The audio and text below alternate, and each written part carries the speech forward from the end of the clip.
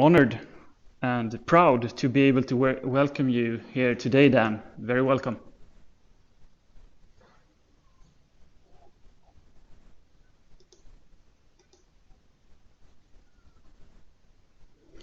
Very welcome, Dan. Now your sound is on as well. All right. So good morning. No, actually, good afternoon, everyone. Thank you very much for coming to this webinar.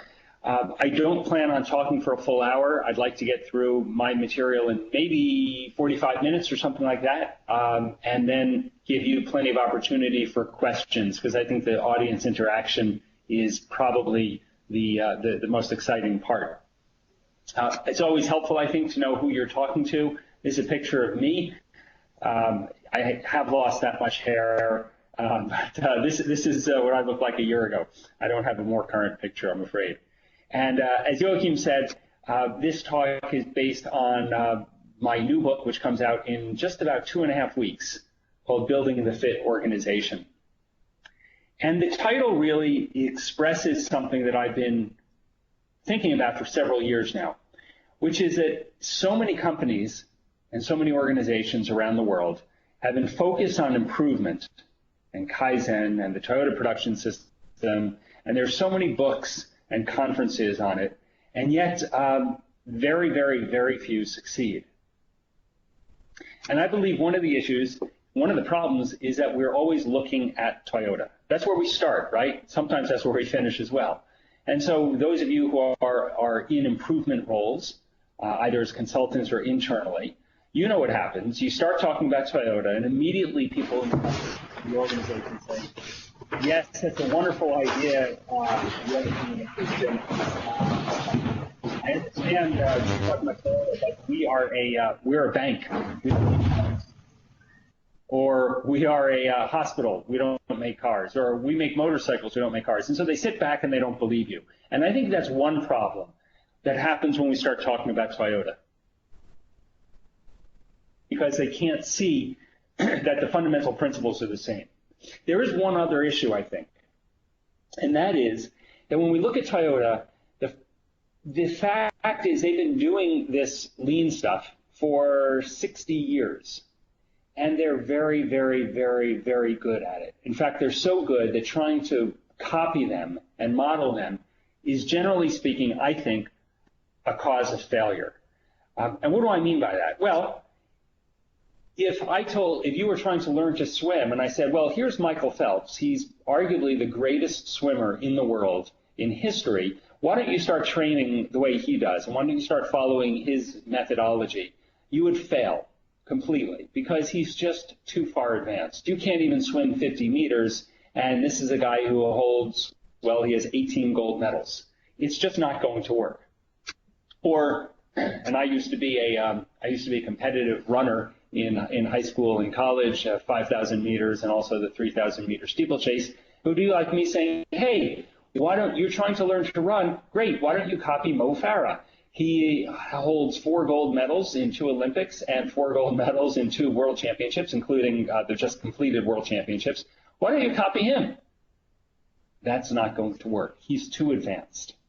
And since I'm talking to an audience of Swedes, you guys may not know this, but of course I'm a big fan of track and field, and this is a picture of Gunder Haag followed by Arne Anderson, or actually Arne Anderson followed by Gunder Haag here, and these guys ran, they were down to about 4:01 in the mile. If I said follow their training techniques, once again you would fail because they're too sophisticated. And there's too much jargon, and there's too much weight, too much stuff that comes with talking about Toyota that I think impairs our ability to improve. So my goal in this book and in this webinar is to start talking about improvement in a way that allows us to talk about improvement without mentioning Toyota, without using any Japanese, and without using any English jargon at all. So we're going to speak in regular language and try to use examples that everyone can relate to. And in my book, the example or the metaphor that I'm using is the metaphor of physical fitness, because I believe that the principles you need for personal physical fitness are the same principles you need for what I'm going to call organizational fitness. And these are the 6 principles. So I'll go through these. You'll see this slide several times. So the red line will move down so you'll know what I'm talking about. So you don't need to copy it. And I think this webinar will be recorded anyway. But in any event, the first idea is committing to improvement. You have to commit to improvement. This is like committing to fitness. Now, when you think about it, if you're going to commit to fitness, you don't say, well, you know what, I'll go to the gym, I don't know, once a month or once a week or once a quarter, something like that. And yet you see organizations do this all the time, right? They say, well, we do a Kaizen event every quarter, or we do a Kaizen event once a month. Or, gee, we have a problem here, let's try to improve it, and then we'll sit back and we'll relax. You can't get fit that way, and you can't build a fit organization that way. Really, you have to embed improvement into the fabric of your daily routine.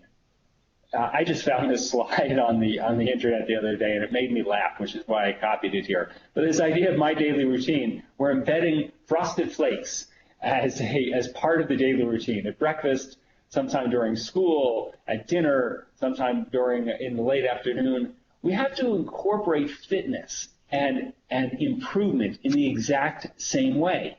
We can't keep it as something that we do sporadically, that we can't do it episodically. Now, one reason we tend to see that is that many companies, they will have suggestions. Many of them don't have any place to put up improvement ideas. Some of them do have suggestions. They have a suggestion box. And as my friend Mark Raven, some of you may know him, he's a consultant who works with hospitals primarily. As he points out, suggestion boxes are terrible for a lot of reasons. If you do a Google search on suggestion boxes, you get page after page of boxes that look like this. Every single one of them, of course, comes with a lock and a key. And this is unclear to me. I don't know why. It's as though somehow that ideas are wild animals and they're best kept under lock and key. We don't want anyone to be able to see them. And so ideas go into the suggestion box, and usually the keys are lost. And even if the keys aren't lost, people will look at the suggestion box maybe after a week or after a month or after once a quarter, something like that.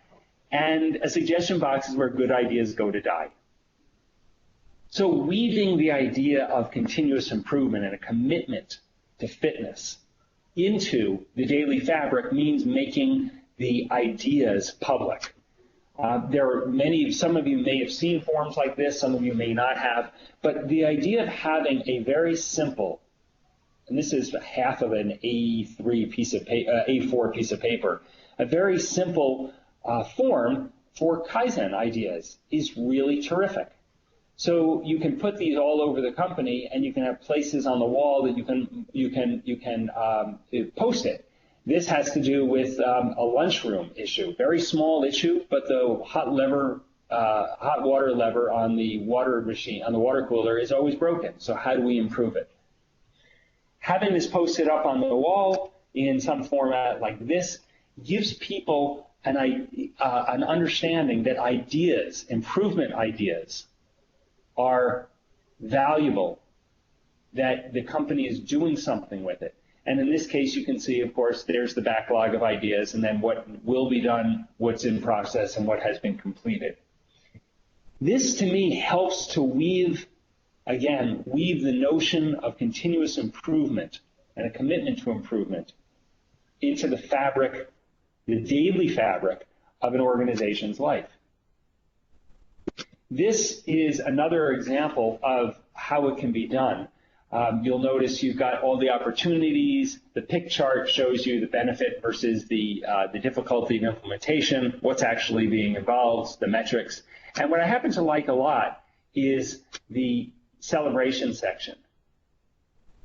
We often forget about this, just like when you're doing something in fitness. If you're able to run 400 meters faster, or if you're now able to swim, let's say 1,000 meters without stopping, you celebrate. You tell your friends, you tell your family, you tell your coach about it, and you celebrate the fact that you've succeeded.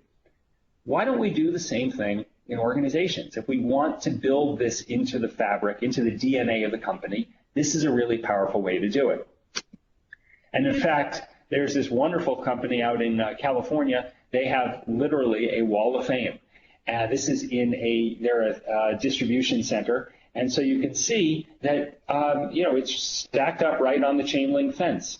And there's no better way to get people to see that the organization is serious about doing improvement and making it part of daily life than something like this. One of the most important things is psychological approaches towards making improvement part of the daily way we work is, in the words of Edward Deming, to drive out fear. We have to drive out fear. And I think that we sometimes underestimate how afraid people can be. And they may not be afraid of being fired for coming up with a problem or coming up with a suggested improvement. But maybe they're afraid that they're going to be laughed at. Or they're going to be afraid their idea will be considered too small or unimportant. Or they'll be afraid they'll be ignored and their idea will go up on a wall or go into a suggestion box, and they will not, their contribution won't be recognized. This is really, really important. That is fear as well. And you're not going to get people to really engage and use their creativity if they're afraid of these things.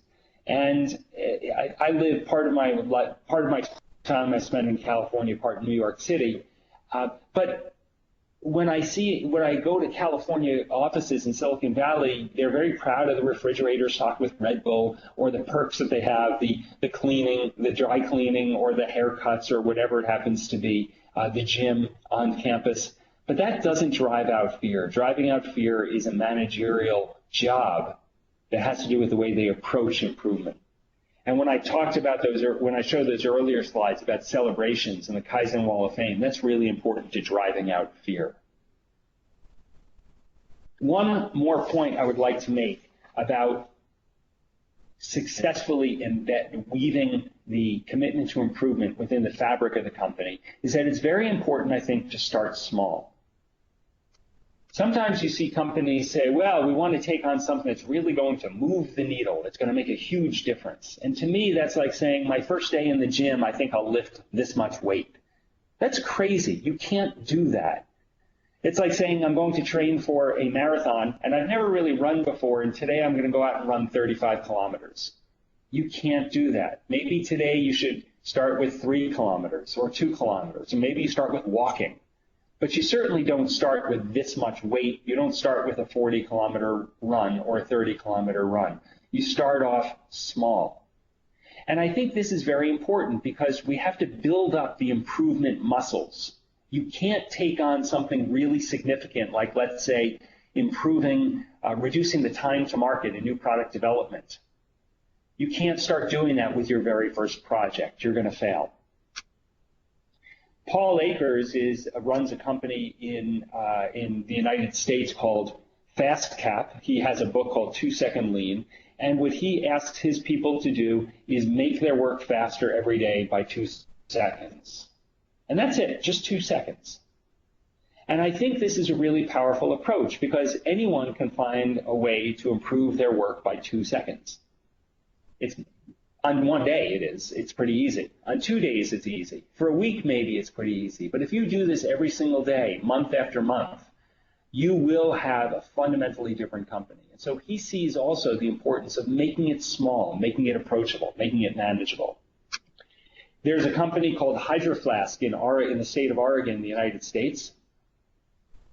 They started their Kaizen by trying to figure out how to keep the coffee pot from becoming empty. They're in Oregon. It's very dark there in the winter. You must understand that from Sweden. And they really like their coffee, and it drove them crazy when they would run out of coffee. So as Liam Neeson says, rather than just trying to kill the people who are leaving the coffee pot empty, why not try to figure out why the pot is getting empty in the first place? So starting small is a very, very powerful way of being able to commit the company to improvement. The second idea is what I call increasing value or don't cut costs. Similarly, in the metaphor for fitness is don't try to lose weight, increase strength. Don't try to lose weight, increase strength. Because if you try to lose weight, what you end up doing is looking like this. Now, these women may be making an awful lot of money in Paris and Milan and Rome and New York and the fashion walkways, but I think all of us would agree that they're probably not very healthy. And by the way, I didn't change the proportions on these photos. This is actually what these women look like. I didn't stretch the pictures at all. There's no Photoshop. This is not healthy. And the corporate version of this is when a company just goes out and says, oh, we want to do Kaizen, we want to do lean, we're going to improve the company by cutting costs, because what we really need to do is get rid of waste. And what's one of the first things that people talk about when they talk about Toyota, they talk about Muda, and they talk about waste. And to me, the logical extreme is this guy. Now, you may not know him, but let me tell you a little bit about this guy named Al Dunlap. His nickname was Chainsaw Al, and his book was called Mean Business, which of course rhymes with lean, and lean and mean is never a good thing for our clients. Chainsaw Al used to go into companies, he'd take them over, or would be brought in when the company was struggling, and he would slash costs to the point that every expenditure, every check, he personally had to sign. And we're talking about companies that are billions of dollars. Chainsaw Al went into his last port of call was a company called Sunbeam, which made they made kitchen goods, appliances like blenders and toasters and things like that. And Chainsaw Al went into Sunbeam, and he cut costs, and profits went up by 60%. And within 4 years, the company was bankrupt because he turned the company into the organizational version of those models that I showed you. What we really need to do is figure out how to increase the value that we produce, because cutting costs doesn't work. In fact, there was a study by a strategy consulting firm that showed that in the wake of the Great Recession in 2008, that the cost reduction programs, only about 10% of them were sustained after 3 years. The other 90% were back to where they started, because they didn't improve the overall fitness of the company. They didn't improve the capabilities of people. They didn't improve the performance of the processes. And you end up, if you cut costs, back where you started. The other thing about cutting costs is that it's demoralizing. It's an emotional dead end. No one goes to work and says, wow, I'm so excited, I get to cut costs today. It's demoralizing. It's dispiriting, because usually it means that people are being laid off, or that work is getting harder and there's less comfortable. There's a wonderful nurse at a hospital in the United States, and I think what she said was really incredibly powerful. I thought we were supposed to come up with ideas for reducing costs, and I couldn't think of any. But when you explained that Kaizen was about saving time, making our work easier, and improving patient care, I had a lot of ideas after all. This, I think, is a situation that a lot of people find themselves in. There are incredibly powerful, wonderful ideas for improvement, for increasing organizational fitness. We just have to get people to see that making their life better, taking care of their customers or their patients better, is all part of improvement. The Franciscan St. Francis Hospital System in Indianapolis in the United States, they went from cost cutting to starting to focus on patient improvement or value improvement. And they started focusing on the time it takes to see a doctor, the time it takes to get out of the hospital. And they found that they were in terrible conditions. When they first started, they were in the 13th percentile because it took so long to see the doctor and to get out of the hospital. Within a year and a half, they reduced it dramatically, as you can see, and they made huge improvements in patient satisfaction.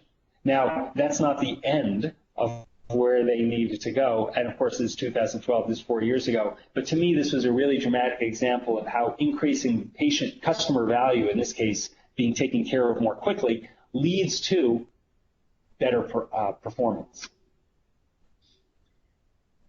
There's a company called Wild Things Gear. They make outdoor gear. This is a screenshot from their website where you can actually customize your outdoor gear. And Ed Schmaltz, the CEO, he said, I love what he says. Who am I to tell the customer his jacket is ugly? His complaint is that if you go into a store, all the colors and all the design features have been chosen for you because that's the way the outdoor industry works. So he allows customization.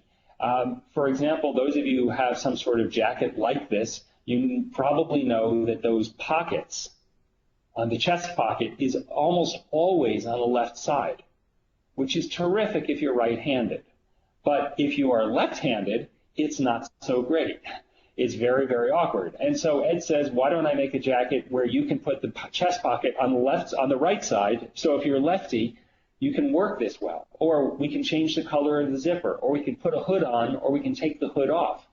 And so he's increasing customer value by providing customization.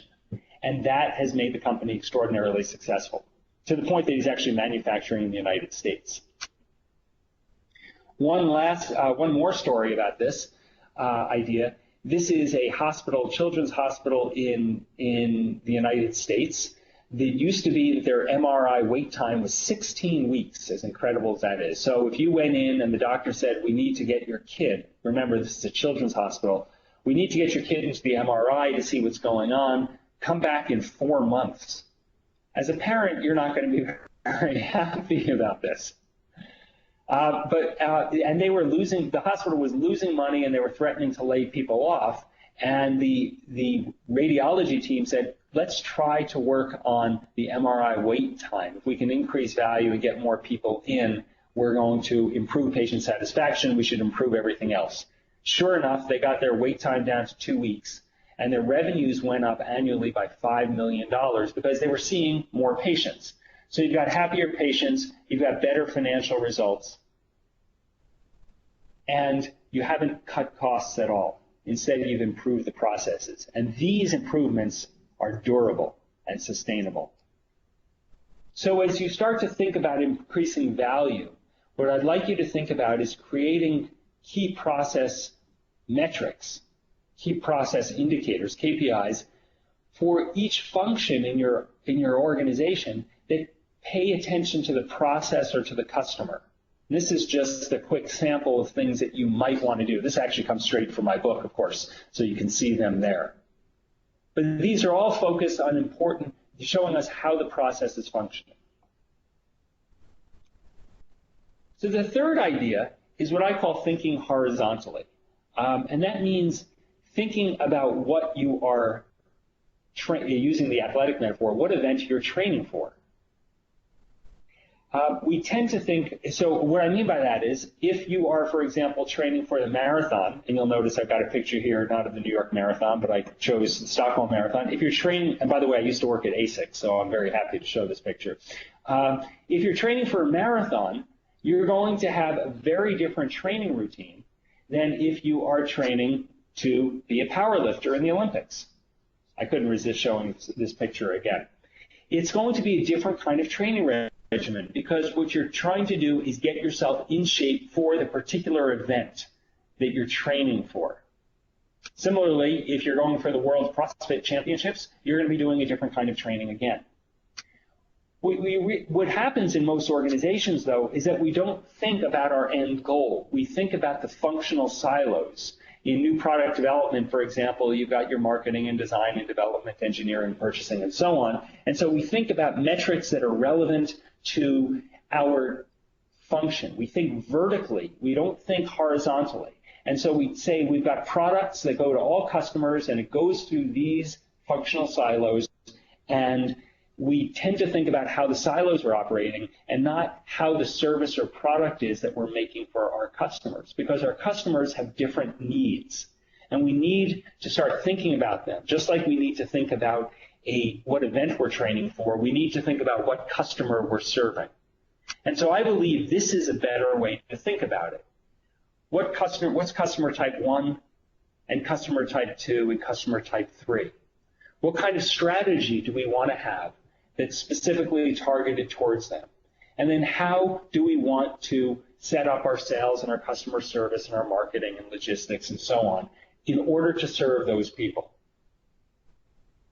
When I was at ASICS, I was hired at the time. We didn't use the term, and I didn't know it. They didn't know it. We didn't think about it this way. But I was hired essentially to be a value stream manager.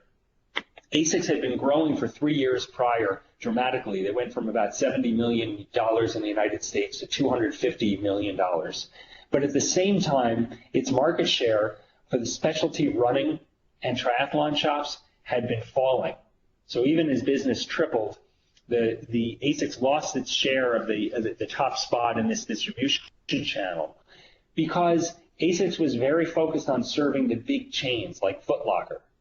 And the big chains like Foot Locker have different needs for shipping, they have different needs for billing, and they have different needs for logistics and for marketing and sales. And so my job was to think, okay, how do we take care specifically of the customers, the small guys, the guys who have problems paying their bills, the guys who are very disorganized, the guys that can't bring in 40,000 pairs or 100,000 pairs of shoes at a time, but they can only bring in 18 pairs of shoes or 12 pairs of shoes at a time. And so what we did was set up basically a whole different process, different procedures, different metrics for them. So for example, our credit department, instead of saying, well, we're going to see how far, we're only going to allow you to fall behind on your payments by 5 days. For these guys, we let them fall behind by 30 days because the truth is they're terrible at paying their bills. But even if they don't pay, it doesn't make a big difference to a company that's $250 million. We gave them special customer service reps who were really skilled at understanding their needs and placing orders and expediting things for them if needed.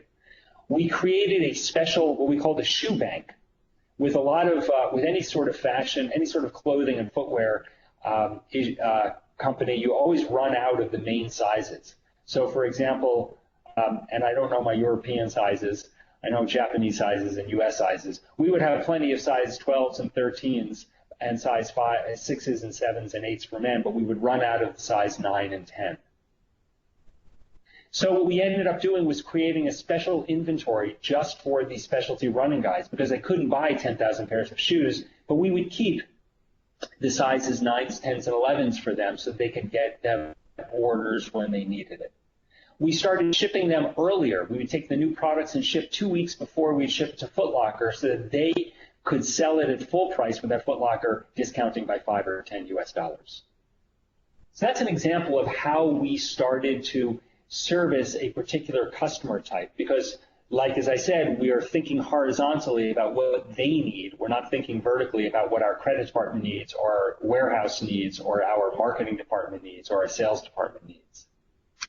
And this is taken to its extreme at another company called Aluminum Trailer Company. It's a very clever name. They make, I know this will be a surprise for you, they make aluminum trailers that attach to cars. And they can be very, very simple, just aluminum boxes where you would store stuff that you would carry if you were going caravanning or going camping, to things that are moderately customized like food trucks, to things that are entirely custom built like a mobile unit for a police squad, something like that. And they decided they used to take them forever to make products, so they broke into 3 group departments. One is the off-the-shelf group, one is the small amount of customization group, and one was the full customization group. This is a picture of the office now of the full customization group, and they have people from sales, from marketing, from engineering, and from finance, and from customer service all sitting in the same room. It used to be that the departments were spread out, and from one end to the company was about 120 meters, according to the president, and no one would ever talk to each other within a group. Because, let's face it, who wants to walk 240 meters round trip if you have a problem to resolve? So instead, they put them all in one room, and again, there's a room like this for the simple group, for the medium group, and for the complex group. And now the communication is much faster. They're able to focus directly on what their customer needs, and they can now turn products around 4 times as fast.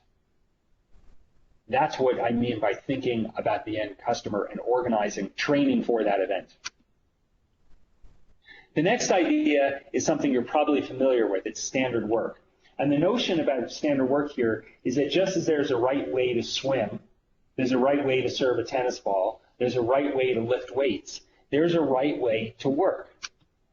Some of you may be familiar with the history of this in the United States. There's a thing called training within industry, which was started in 1941 or 1942 when the U.S. mobilized for World War II.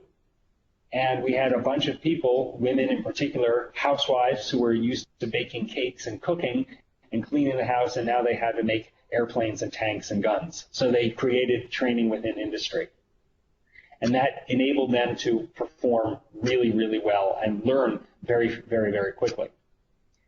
Now, we tend to, the idea of having standard operating procedures and having the standard work visible, that's something that not a lot of companies do. There are these standard procedures and they're locked up in a closet or they're in a 3-ring binder. This is a company that has all of the procedures listed out on the wall. And the signs are very clear. They describe what the problem is. Like, oh darn, the customer service rep isn't here. How do I process and key in an inbound for her account?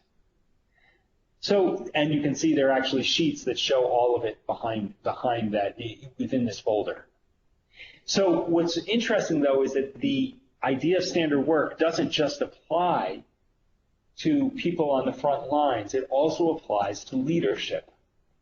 This is the standard work board, or part of the standard work board, for the COO of the Stanford Medical Center. It's a pretty big hospital located at Stanford University. And you can see he has it labeled out by what he's supposed to do at the beginning of the week, during the week, and at the end of the week. He's got his 11, this board actually goes farther down, you can't see it, but he has all these things that he's supposed to do. And this is a way for him to track whether he's doing it or not each week. His direct reports have boards that look very similar. This is one of his direct reports, and you can see she has her daily and her weekly activities and her monthly activities. She can see what things she's done and what things she hasn't done. And as these guys, as they express it in the company, by having this standard work, knowing exactly what they're supposed to do, it keeps them from getting bogged down in the trivial administrative things that they might otherwise get caught up in and lose sight of the very big things. This is standard work at a factory in Salt Lake City. They make machine tools, and this is what the leaders do. They have each day things that they're supposed to cover, and if they cover it, they flip the card over to green, and if they don't do it, you can see there's reds. And what it is, you can see not only did they miss something, but you know exactly what it is they've missed. So what we're doing here is creating standard work for the leadership. The standard work is very important for one other thing, for one other reason, and that is that when you think about knowledge workers, they have infinite freedom to do, well, pretty much anything during the course of the day because they're not working on a factory line, which means they don't have a component coming down a conveyor belt to them that they have to work on. And I believe firmly that having too much choice in what to do is actually paralyzing. There's a lot of research by a woman named Sheena Iyengar. She got her PhD from Stanford University on this. And she shows that if you've got more than about 5 or 7 things to choose from, your ability to actually make a choice is impaired. It's too difficult to do. And so this was my very fancy graph to show that if you're working off of a to-do list, or if you're using your inbox as your to-do list, you won't be able to choose effectively what it is that you're supposed to do. So you need to make standards so that you know what you're supposed to be doing, and it frees you to act. I love this picture. This was President Obama made a goofy YouTube video where he was taking selfies. But Obama understands this. President Obama actually described to a journalist how he got rid of all of his suits except the blue ones and the gray ones. That's all he has, blue and gray, and really all he has is blue and red ties and I guess some gray ties as well based on this photo. Because he says, I don't want to have to make a decision on what kind of clothing I need to wear. He says, my job is very complicated. I have a lot of decisions to make every day, and choosing a suit shouldn't be one of them. So this is part of his standard work. Okay. Visual management is something that is fascinating to me because if you walk into a gym what do you see? You see something that looks like this. You see mirrors on the walls. Because if you're going to be lifting weights, especially very heavy weights, you want to be sure that your form is correct so that you don't hurt yourself. You need visual feedback when you're doing the activity to know whether you're doing it right. And in fact, there are now virtual versions of this, or electronic versions, right? Between Apple Watches and Nike Fuel Bands and Fitbits and Jawbones, this gives you real-time feedback on how you're working. So you're getting, you know whether you're, or working out, I should say, so you know what you're doing, and you can make adjustments as needed. The problem is that when you get to an office, this is what you see. How do we know whether these people are doing their jobs right? How do we know whether they're keeping pace with the workload? How do we know whether this stuff is correct or incorrect? You can't see any of it. And I think what's very important, and where companies need to go, really fit organizations need to go, is figure out ways to make this work visible. Now, in a production floor, it's relatively simple. This is a perfect example of a production schedule at a work cell in a company that makes golf clubs. And you can see they have these bins. They break down their work by hour, and so the orders are in there laid out by hour, what they're going to do today and what they're going to do tomorrow. And in fact, everything is color-coded. You can see Monday is pink and Tuesday is red and Wednesday is green. So they can see whether they're keeping track, whether they're ahead of pace or they're behind pace. But you can do the same sort of thing in an office as well. This is a company that the accounting area, they are processing invoices, and each of those folders, those plastic bins, holds 2 hours worth of invoices. And so as the clock goes by, you can, each 2 hour period, that previous bucket should be empty. If it's not empty, that means that you're falling behind, and that's a signal that the person needs help. This is a photo from Kaiser Permanente in the United States. That's a hospital system. In the United States, people have figured out that a lot of medication errors occur because nurses are interrupted in the middle of entering orders and dispensing medications. So Kaiser did an experiment, and now they've rolled it out everywhere, that when the nurse is wearing this fluorescent sash, he or she is not to be disturbed. This is the no interruption clothing. If you see me wearing this, leave me alone. This is a patent law firm. There's a big bulletin board, a cork board on the end of the wall. There's 6 people or 7 people in the company, and this is all of their work on these manila cards. In the yellow box on the left are the 6 lawyers, so those make the swim lanes. In the red box in the middle is they basically work like a software company. They have a sprint. This is the next 2 weeks worth of work. And those cards indicate all the issues that each person is dealing with. And the orange circles that I drew on each card, that indicate inside those, it says how many days it's supposed to take. 1 day, 1.5 days, 2.5 days, whatever it is. So that indicates if that card is still there, they know the person is falling behind or is ahead of schedule. The green box on the right is work that is beyond the 2-week window. And the blue box up top, and so therefore, of course, if they've got extra time, they can pull those cards forward. And the blue box at the top left is the 3 vertical columns for legal work that's in critical stages, like they are submitting the application to the patent office or it's awaiting review or something like that. Just 2 more examples in the visual management. This is a company, an organization called ThetaCare, which does training for healthcare people on lean and process improvement, and they host events at their office. So this is not about football. This is the home game is their office events. And down the left, you see all the tasks that go into it. Across the top, you can see all the events that they have coming up. And then they put the dates in. Back and forth. There are a lot of meetings talking about what needs to be done. This board is right out in the exactly what needs to be done today. And lastly, this is the visual. This is the wall of that from that hospital. The COO of that hospital. These are 2 of his 4 walls covered in the things that he's tracking. So he's made all of the metrics that are relevant to him. What's happening financially, what's happening in terms of patient care, what's happening in each hospital department is all visible in his office at any given time.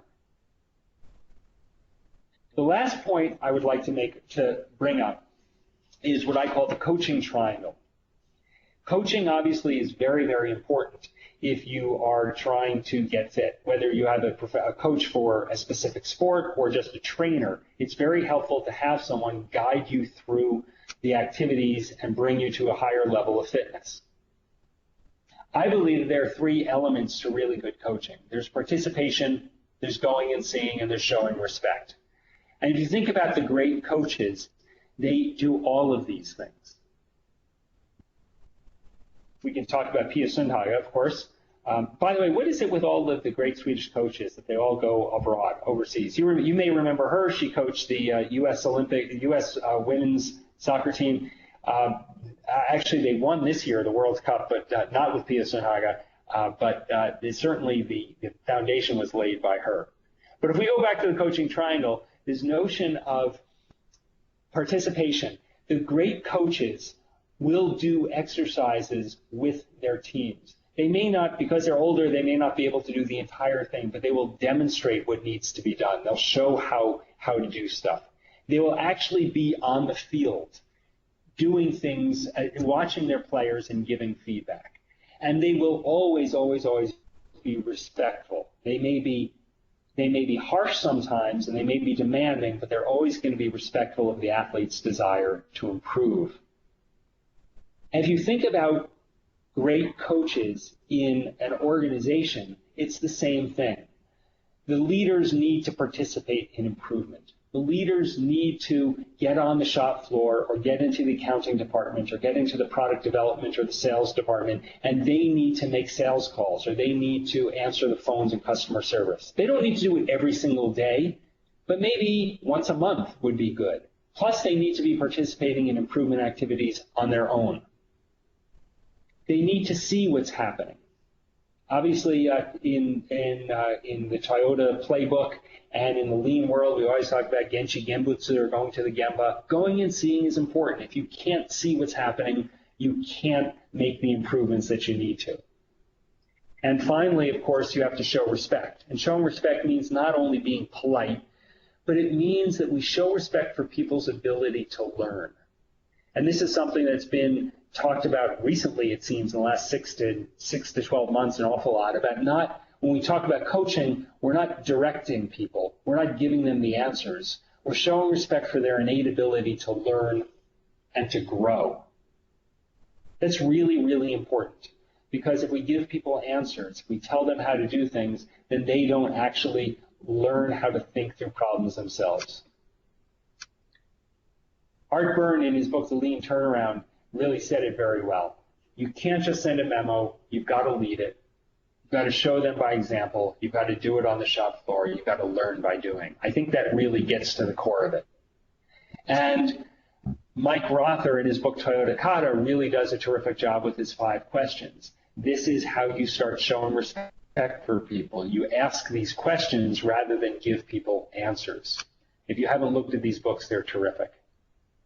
And to me, this really brings home what one of the persons I interviewed for my book said. This is Carolyn Brodsky. She runs a company called Sterling Rope. They make climbing ropes. They're the last manufacturer of climbing ropes in the United States. All other ones are out in China now. And she says the most powerful improvement tool we have is our employees' brains. Because she knows that we have to grow our people if we want to stay competitive. And to me, coaching is what this is all about. If you want to take advantage of the employee brains, you really have to learn how to coach effectively. So I've run through this very, very quickly. I've dumped a lot of ideas on you because I wanted to give you the opportunity to ask questions and have a discussion. And with that, the presentation's over. We still have, I think, looks like 12 minutes, and we can start talking. Excellent. Thank you very much, Dan. I'm also grateful that you have that you are showing your contact details on the screen. So makes it easier for you. Yeah, that's perfect. So if you want to connect with Dan, here are the details. You're not. You are on LinkedIn as well, Dan, aren't you? Oh, yes, I am. Yeah. So, but that's Daniel. You just search for Daniel Markovitz, and there you are, right? Exactly. Perfect. Uh, I have already gotten some positive feedback by email, saying that these were very helpful. A lot of helpful ideas that you presented. But now we have some time for questions, and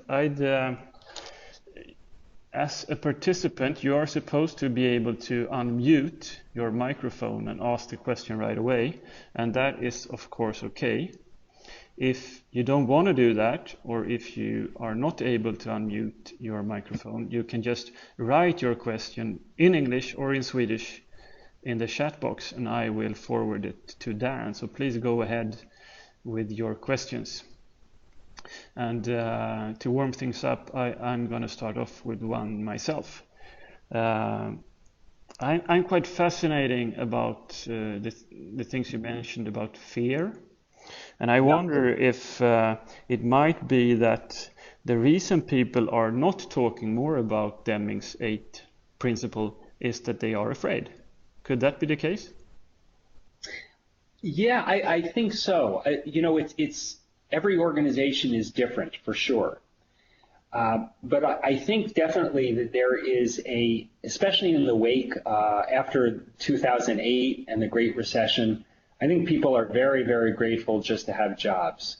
And there's a sense that if I raise a point about how this could be better or that could be better, I'll be seen as a troublemaker. And I think that could be a real problem. The other aspect of this, I think, however, is that at least in the United States, not that many people, I mean, in the lean community, of course, people know about Deming, but I think in the broader community, people don't know it. And so I think that people don't think about a culture of fear. It's just the way things are. The sun rises in the east and it sets in the west.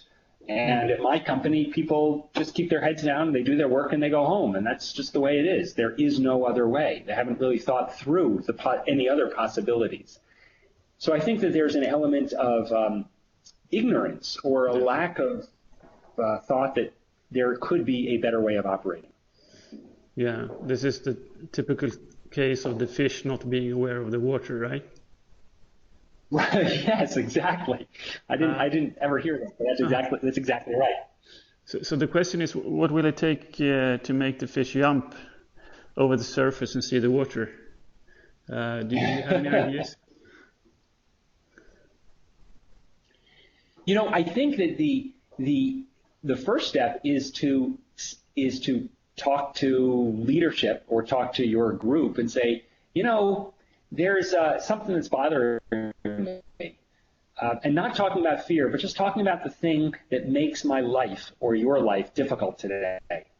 Everyone goes home at some point and complains about their job. They say, this stinks and that stinks, and boy, my job would be so much better or so much easier if I could only fix this. And if we focus on those complaints and we look at them as improvement opportunities, it's easy to get people to complain. And so what we can do is start talking about that and then make this job a little bit easier. With less fear, they can start to make those changes.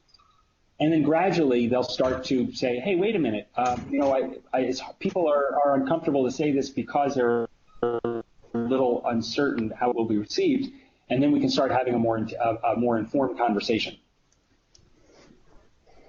That's really good advice. Thanks a lot.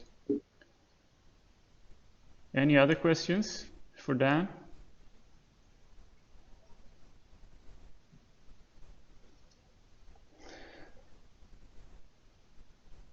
If you want to unmute your microphone, I think, at least for me, there's a symbol at the bottom of your screen in the middle.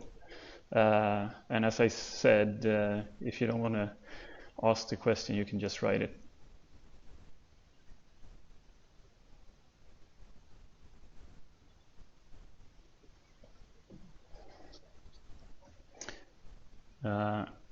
as some of you know, we had some technical issues also in the beginning, and that might be why you're not able to unmute your microphones. So I'm gonna go ahead actually and ask another question myself. Hope that's okay. You talked about thinking horizontally about what your customers need, and you had the example of ASICS where you have worked. Do you have any examples of the same principle in a service organization? Yes, as a matter of fact. There is a law firm that I know that has broken out its teams, the lawyers that work there, to work on different kinds, not just different kinds of law, but different types of clients. Most law firms break down by law, so they say, well, here's our corporate group, here's our litigation group, here's our intellectual property group. One company they organized differently. They said, these are for the small companies, and this is for the larger companies. So they actually broke down by corporate size. You see this also in IT internal, where IT departments will write the type of customers and the type of problems that are coming up. So there's the younger people or the less experienced people who are taking care of the simple things like lost passwords and problems with Outlook or something like that. And then the more sophisticated, more experienced, more capable workers are dealing with the more strategic issues that the company is requesting. That's coming from the different internal customers. In this case, it could be the VPs or the presidents or the C-suite. So that's an internal example of how you could be organized horizontally. So those are two that just jump to the top of my mind.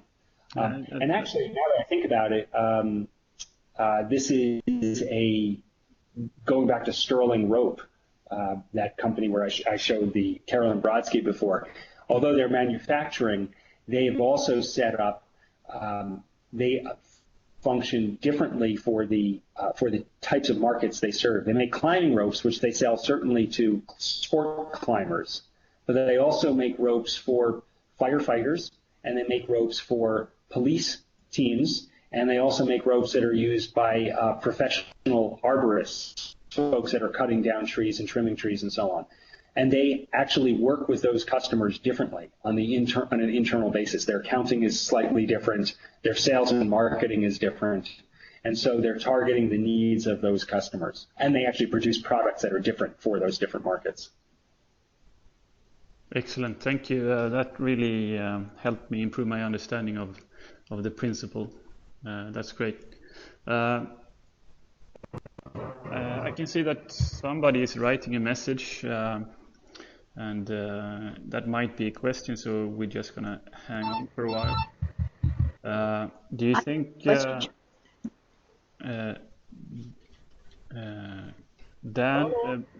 before we get any other questions, when will your new book be available? It is available for pre-order today. And it will be shipping from at least Amazon in the U.S. will have it available starting September 22nd. And I think there's a company out in the U.S., I assume they sell overseas as well, called 800 CEO Read. And they usually do larger bulk orders for companies, and they, I think, will have it about 2 weeks later, the beginning of October. Great. That's perfect. So just Google building the fit organization, and you'll find it, right? Yeah, exactly. I see that Camilla has asked that she would like me to talk a little more about value. Perfect. That we're starting to discuss we should not only measure the number of improvements, but the value of them. I think that when I talked about increasing value, I think it's important not to think about the value of the improvement, but rather, are we doing something for our customers? What can we do important to them? What can we do? And that customer could be internal or external. So I don't know if we need to measure it and say, well, this is worth 7 value points to the consumer, and this is worth 3 value points, but rather it's important to think about, is this something that's going to make the customer's life better, going to serve the customer better? Again, internal or external. And so if you think about my example with that hospital with the MRI department, 16 weeks is horrible. It's horrible to ask a parent to wait 4 months for an MRI when you could say, how about if you come back in 2 weeks? And in fact, that hospital now can do next day service for something, or for an urgent issue. And so that is a huge improvement. Internally, time is another one that's is always important. Can the IT department serve the internal departments within a day, solve problems within a day, or can a HR department, can it hire and onboard people in less than, say, 2 months? Can they do it in a month, or can they do it in 2 weeks? Can they bring temporary help on very quickly? These are the kinds of things that are very valuable to the internal folks. I don't know how you measure it, but I think it's important to look at the value created rather than saying what we want to do is just reduce cost. To me, those are the two opposites: increasing value versus reducing cost.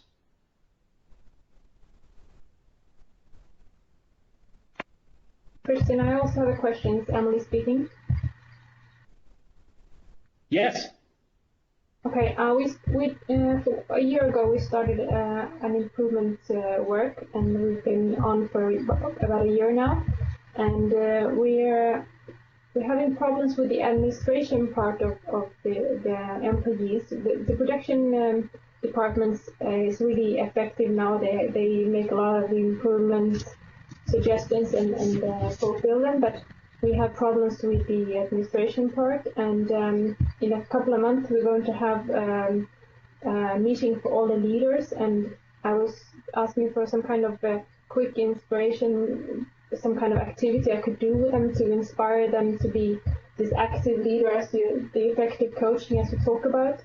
But it's really hard to know what to say, or if there is some kind of activity one can do to inspire them and make them work more actively with improvements in their groups. So the question is, how do you inspire them, or the question is, how do you teach them to work better? Both. Both. Well, in terms of inspiring them, I think that there's it seems kind of corny, but there's movies, and there's certainly videos, and YouTube videos of great coaches. And I think probably you could even, why not take them out of the organization and take them to a university or a high school or a club where there's a great coach, and so they can see how the people work with the coaches and how the coaches work with the athletes. That's one idea. Mm-hmm. Another idea, and this is something I've been doing recently, is an experiment in my workshop based on this book, where I actually I make these teams, and I ask them to sort a deck of playing cards. So you have playing cards with the diamonds, the hearts, the clubs, and the spades. Uh-huh. And I say to them, okay, your job, you have a team of 3 people, and there's the manager and there's a coach, there's an observer. The manager, of course, is the coach. And let's sort the cards from 2 all the way to ace, or from ace to king in all 4 suits, and put it all together. How long does it take? And now let's try to make that go faster. And then what happens is I say, okay, now try to improve that. And I ask the manager to lead that. And what always happens is that the manager or the coach says, hey, I noticed this, you should do this, you should do that, you should do the other thing. Yeah. Before they even ask people the workers, what they should be doing. And they make some improvements, and I say, well, what did you notice? And the workers say, well, the manager never asked me about this, and we don't really have any metrics for that. And we see how quickly we fall into this role of instructions instead of asking questions and helping people think. And so far, it's still a work in progress for me. I'm still trying to make it improve the exercise. But so far, what I've noticed is that it's a very profound way for people to see how quickly they jump to giving answers. Mm-hmm. And it's something you might want to try. It's a fun exercise because the teams are racing each other, and there's no specialized knowledge needed because it's a deck of playing cards, so it's very simple. You don't need to understand anything, and it goes relatively quickly. Yeah, that's a great activity. Exactly what I needed. Thanks. Okay, terrific. I'm glad. Thanks.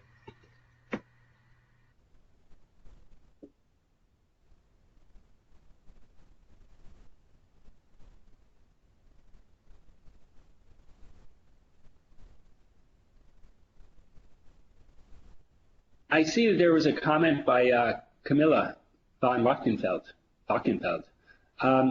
She said, we started to ask ourselves 3 questions. Is the improvement lasting? Is it really solving anything? And does it reach everybody concerned? I think those are good questions to ask, but one thing I would add is I want to go back to that idea of starting small, that you don't start a marathon training program with a 30-kilometer run, and you don't start, I don't think you should be starting an improvement program with something really huge and that reaches everyone. I was talking to one company recently, and they said they just started doing lean, and their first project took 16 months to complete. And by the end of 16 months, well, you can imagine, no one even remembered where they started. There was no sense of real ownership across the company. It was just this long slog towards some uncertain future. And I think about the company that I worked with where they started with the coffee pot. People felt really good about it because now they didn't run out of coffee. And no, it didn't affect everyone all the time. And no, it didn't change the overall profitability of the company. But they learned how to do an experiment. They learned how to make an improvement. They learned how to solve problems. And that was their first project. They've been doing it now consistently for 1.5 years since they started with that one very small exercise. And I think it's important to not, we don't want to ignore the little things because those little things are stepping stones. And maybe if you work in a manufacturing company, it could be something as small as making sure that you have a screwdriver next to your hands where you need it. Or it could be so you don't have to bend down too much. Or it could be making sure that the printer doesn't run out of paper. These are small things, but the skill that it teaches, solving them, and if you are an internal lean or improvement champion, teaching people this thinking skills and the process, that's the important thing. In 1 year from now or 2 years from now, you'll have an opportunity to work on the projects that reaches everyone across the company. But I think most companies, they really need to start someplace a lot smaller. Just like I'm not ready to follow Michael Phelps' training regimen. I need to have something smaller that I'm able to accomplish today with my limited skill level.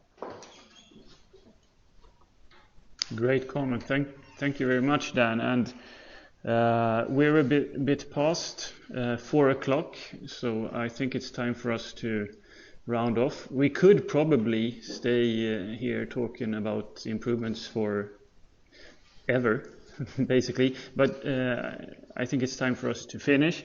And I want to thank you a lot, Dan, for being here today and sharing your experiences. For me, it was really, really valuable. Thank you very much.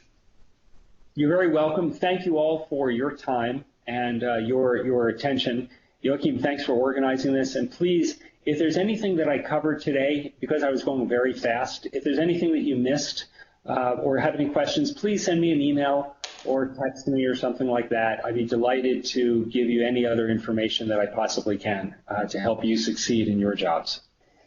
Perfect. And for your information, we have also recorded this webinar, so please spread it to your colleagues. That's also a way to increase commitment and create some inspiration where you work. So good luck everyone with your improvement work, and thank you so much, Dan.